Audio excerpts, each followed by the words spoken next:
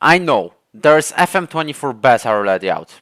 But let's keep going with Randers. I do have plans regarding the next game save, but not sure yet if it will be a thing though. Back to the action, the second round of games in Danish Superliga started with a match against Brøndby. The game started not in the best way. We lost from a free kick very quickly. But it's all fine, because Emil Berggren just equalized. But then we've got another highlight and another free kick. Are you serious? Is this going to happen again?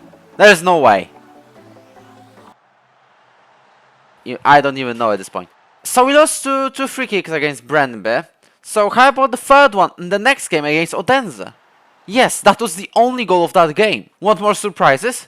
Turns out, the game against Nesby in the cup was the second round, not third, as I told you in the last episode. 5th division Kobe is in the third round, but it doesn't really matter, we smashed them 8-0, so let's just move on. We are more focused on the league, where the situation surely needs a change after 2 losses. We can't keep losing from free kicks, and an opportunity to turn this around came in the game against Silkeborg. Fredrik Lauenborg ended the first half with this. But it wasn't enough, as Kasper Kuss got in behind to equalize and set the result. Oh, and we've signed a huge name after that game.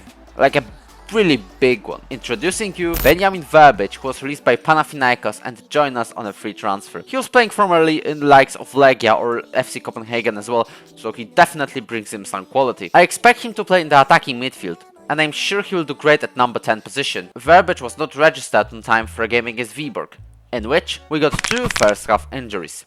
Brilliant. Want to make it worse?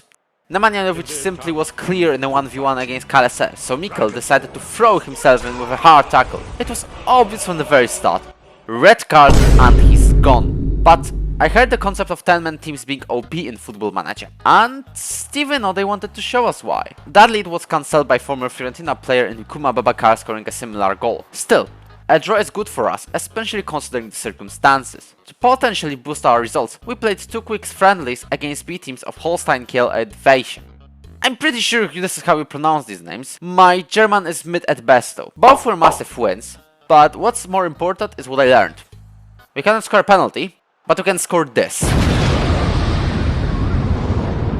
With that lesson, we faced FC Midtjylland. They are currently third in the table, right behind Brøndby, who are in form of their life since beating us. First half gave us Lukas Lund showing up in the first minute and Steven wasting a massive chance. When the second half came though, Ola Brychildsen came from behind and got his shot stopped by Lund, but Brunado got the rebound and scored. It looked like another close loss was inevitable, but we have Emil Berggren who came on from the bench. At first, a powerful cross from Bolkan Nordli was tucked home by Berggren. Andersson wanted to deny the efforts by scoring for Midtjylland. It all went down to the wire at the very end. Giovanni took the ball deep on the right side, went for a wonderful long pass to Berggren, who scored with a volley to give us a great draw. Amazing times this is. AC Horsens were our opponent in round 4 of the Danish Cup. We already faced them in a friendly, and they are from the 2nd division, so we were confident about getting a win. That confidence was even higher when Mats Albeck scored a penalty. Only thing we need to do is to keep the lead now.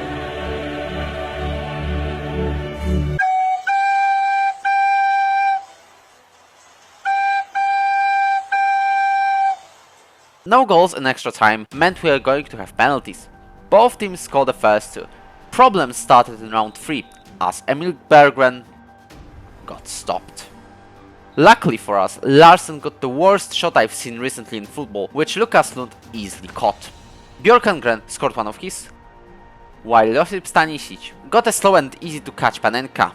Verbic stepped up with a goal to make his mark in Randers history already. He did that, scoring the pen and making us advance to the quarterfinals against Copenhagen. Are you serious? Our only December game was against Velje, who scored in the 4th minute. Thankfully, this time we have actually shown how to come back from early strikes. Philip Bundgaard starts with a header to equalize. Quite literally 2 minutes later, Fredrik Lauenborg sends a brilliant pass to Andrei Pogacar for his first goal for the club. We end all that with a penalty slotted in by Philip, giving us a massive 3-1 win, lifting us to 5th. After that match day, 6th. If you wanted to hear about our big signings in the transfer window in winter, you won't. Seriously, 0 transfers in. I'm really telling you. The reason is our transfer budget, which is non-existent, and negative wage budget. That's why we could only sell and loan out. The deals out include a loan of Christopher Sveistrup, Mustafa Isaac, Denzel Owusu going to Ghana, he's paid virtually nothing for us, so even 10k is reasonable, and Daniel Heck leaving us at the end of his contract. Actually 5k, because I used the option to sell him now. Bjorn Copeland is also going to retire after the season. I want to finish this video with a couple of friendlies against Fredericia and two Norwegian Eliteserien teams. We've won 2 of the games and lost 1, but it was a good winter pre-season, and I'm really looking forward to the second half of the year.